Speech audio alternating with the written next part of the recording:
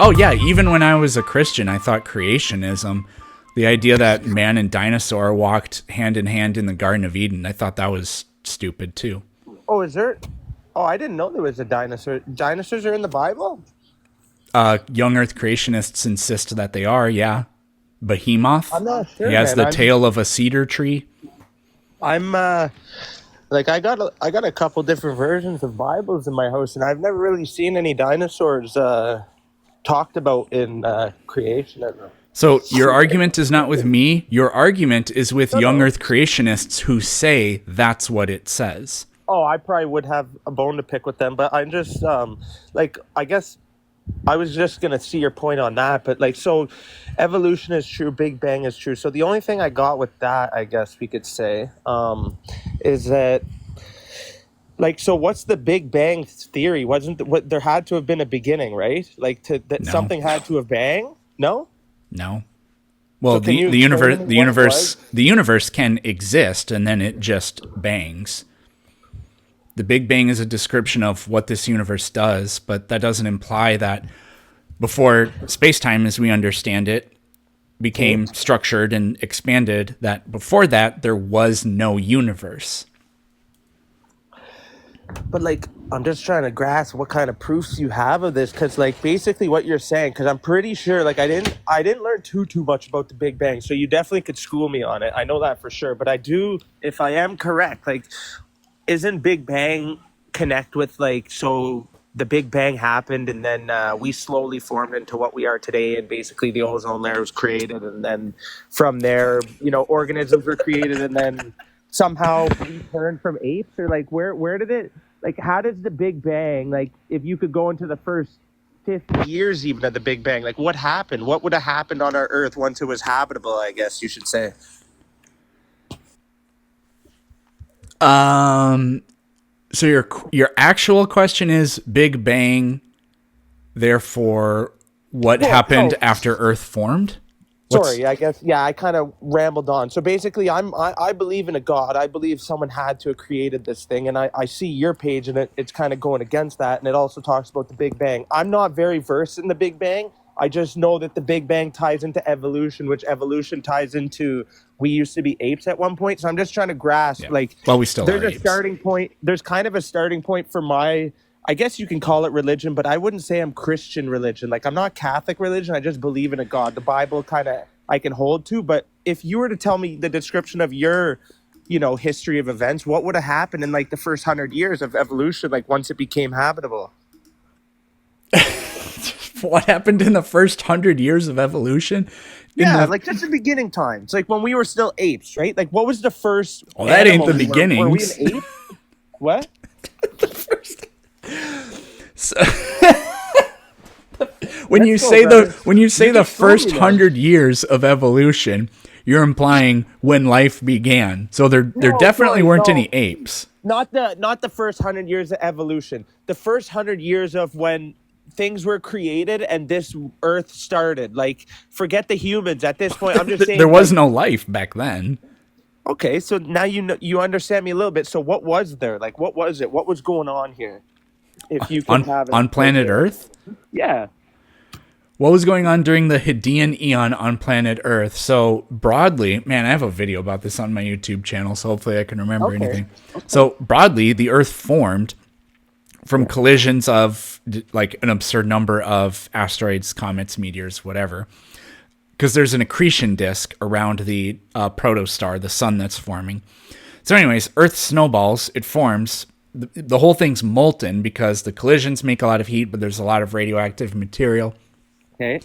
The planet differentiates, so the iron sinks to the core, most of it, anyways, and then lighter material outgasses upward. That's just what things in a liquid state do. They sort by density. Okay. We don't know exactly how long it took for the oceans to form and for the crust to harden. It took a lot longer for the crust to stabilize, but we think that took something like 400, 500 million years.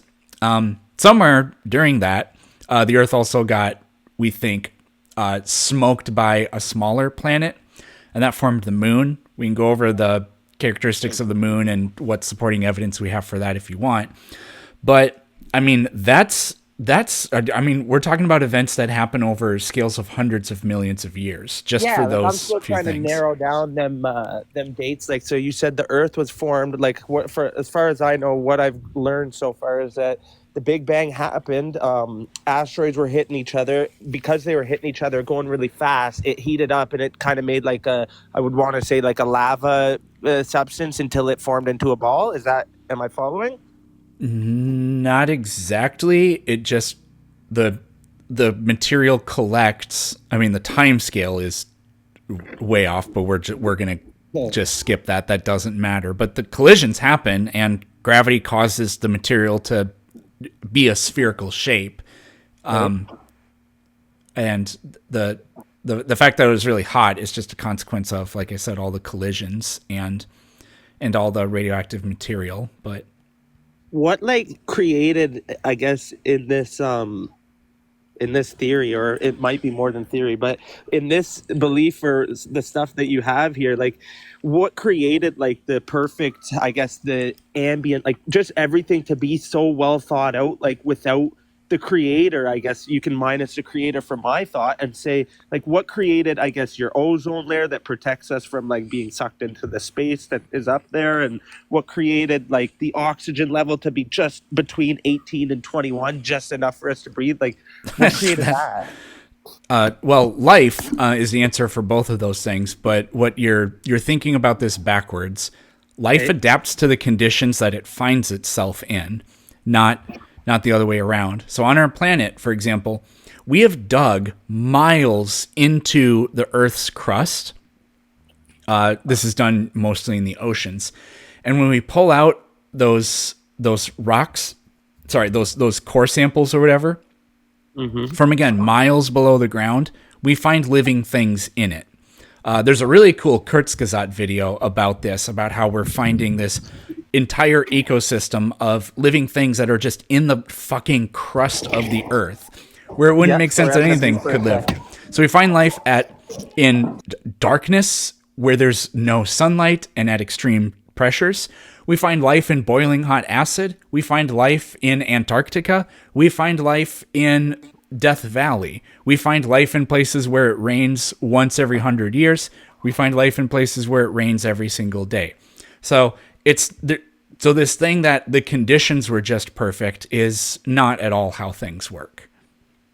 But like no, I guess you're missing the point. Like the what we have right now is a system that is obtainable for lots of like millions, just like you said. Like we got life forms in Antarctica, we got life forms in the ground, even like miles down below, right? And all of these things had to have been possible only under the assumption that the moon, the sun, the universe acted in a way and so that everything is perfectly aligned, like No, almost nothing is it's like perfect. magic. If the whole Earth, if temperatures on this Earth were 50 degrees colder than what they are today, and the whole surface of the Earth was covered in ice, there could absolutely still be life on the bottom of the oceans. Nothing's perfect. No, but I'm just saying from the Big Bang, what created your ozone layer? Like what's the belief Life. there? Life created it? Yeah, because oxygen is too reactive. There are no known inorganic geochemical cycles that produce molecular oxygen that is stable for long periods of time. We're quite certain that you have to have life for that, specifically photosynthesis. Oh, hold on. I'm starting to see, I'm in layman's terms. So you're saying that the trees on the ground in the planet over time created that atmosphere. No, just the oxygen. And That's most the of the oxygen. oxygen comes from algae in the oceans. Trees don't contribute that much. From oxygen in the oceans. Yeah, made And by but algae in the oceans. and then where did the oceans come from? Well, water is H2O. Those are two of the most common elements in the universe. Funny Right. enough, the water source for Earth's oceans, that's still really mysterious because the isotopic composition of Earth's water is not like the meteors and asteroids and comets in our neighborhood of space. So we don't know if it was a result of, there's some chemical reactions, like decomposition reactions, where if you heat up material hot enough, it releases water. And you can do that with rocks. You can do that with, I think, gypsum. I'm not 100% sure, but there are some rocks where if you get them hot enough, they decompose and they lose their water. So, like when you bake, like have you ever made toast and you notice that the toaster actually has water around it? And you're like, what the fuck? Where did that water come from? Have you ever seen that before? I've seen water, yeah, like just from spilled dishes, cleaning dishes and stuff like that. But No, my toaster actually no, hasn't not used not any from water doing yet. dishes. If Yeah, you no. if you bake something in an oven or like in a toaster, there will be water. And where did that come from? It comes from carbohydrates in the food. There isn't water inside the food that evaporated. The oxygen and hydrogen atoms in there decompose through it's a type of chemical reaction, and then they release. So burn some Okay. like take a burn some toast and like hold a piece of aluminum foil over top of the toaster. You'll see that it actually collects water.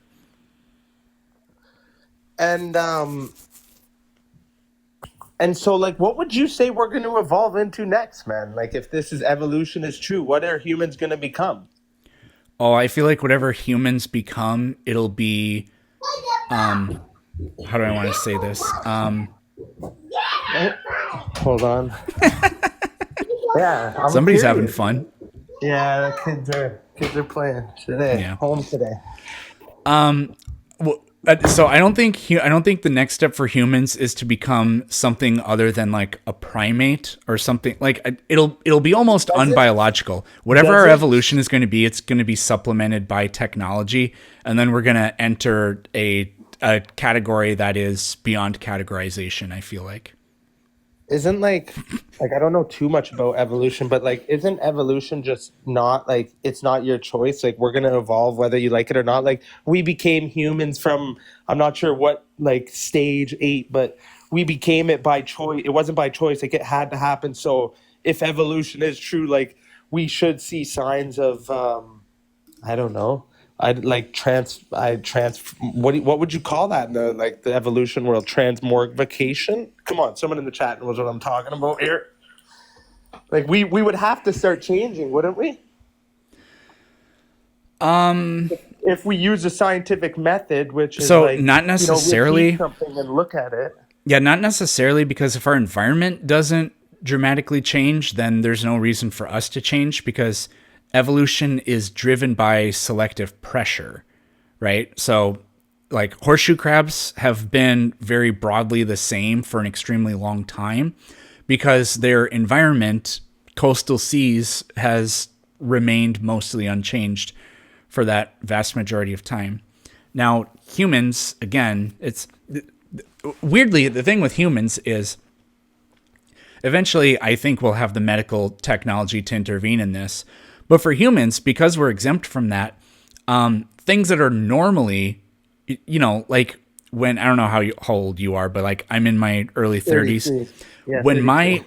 my grandparents were my age, having diabetes meant you were going to die when you were 50 years old or less than that. Whereas today, that's not the case at all because of medical intervention. And there's all kinds of examples of things like that. So those types of things might actually be becoming more common in us because of what's no longer a death sentence. Another funny thing is humans are actually getting shorter. Humanity reached peak height in the 80s, and we don't know why that is, but one of the prevailing thoughts is because so few people die in early childhood now compared to a long time ago. People who normally would have died young grow up, and the reasons that they may have died young would have stunted Yes. their growth as adults, but now that these people are living, we're actually getting shorter. So, So I guess I got some of your points. I'll go look at some stuff here, but I just kind of want to end with like just a small little observable experiment with me from you in your house. So when you look at your own self in the mirror, you know that your mom and dad created you, right? I'm just going on a little bit of creationism. You know that your mom and your dad created you, right? yeah. Just from obviously like you didn't remember it, but you obviously know mom, dad, they were my parents. That's where I came from, right? I mean, And I didn't know that. I mean, I didn't know that when I was a kid because I didn't know how any of that worked, and then I exactly. learned, how it Yeah. works. and then I And then intuited so it. and then so now, being we're around the same age. I'm 33. So now being in our 30s, like when you are in that room right now, the computer you're on, we all know, like I'm not sure if you still like rock with a Microsoft computer or Apple, but like someone built that I computer. have both, so Oh, nice. Yeah, no, that's nice, man. So you know that someone invented that and created it, right? right. Like everything you Therefore, the think. universe has to be created. Well, no, I'm just no. You can end there, but just hear me out, right? So the computer that you're on, someone invented and created it, right? Even like the processors inside, it was somebody else. Like somebody else had to, put their parts into helping creating it, right? Just like the microphone, somebody created the microphone in your room, and the headphones, like pretty much. If where I'm going, like you said, it has to be true creationism. What I'm just saying is, like, I just want to end with this, man. Like when you look around, there's not one thing on this planet besides the things that were already here that we can't really explain, besides the Bible and the Quran and whatever have you history book from before. But like whatever you look around, whether it's your curtains, your clothes, your stuffy bears, it doesn't matter. Someone created it, and that right there, I think, to me personally, is observable enough to say, I look at the stuff we create, it's cool. Like we can make computers that can make, simulations of a world, and we're getting really close to like a godly like creation. But when you look at like how, even if the sun is in space and the moon is in space, like how far apart they're perfectly just there enough to keep us heated and for our tomatoes to grow, I would think that leans towards a creator. What religion? Who knows? We don't know. We're not, thousands of years old, but that's just my input, right? Like when I look at things, I say, you know what? It's kind of true. Like there's not one thing out here that wasn't created. You know what I mean? Just a little bit. Sure. All right, man. Well, I had a good chat with you. I'm going to look at some of the stuff you talked about. Is your YouTube channel the same as your name? I'll check it out, man. I had a good chat.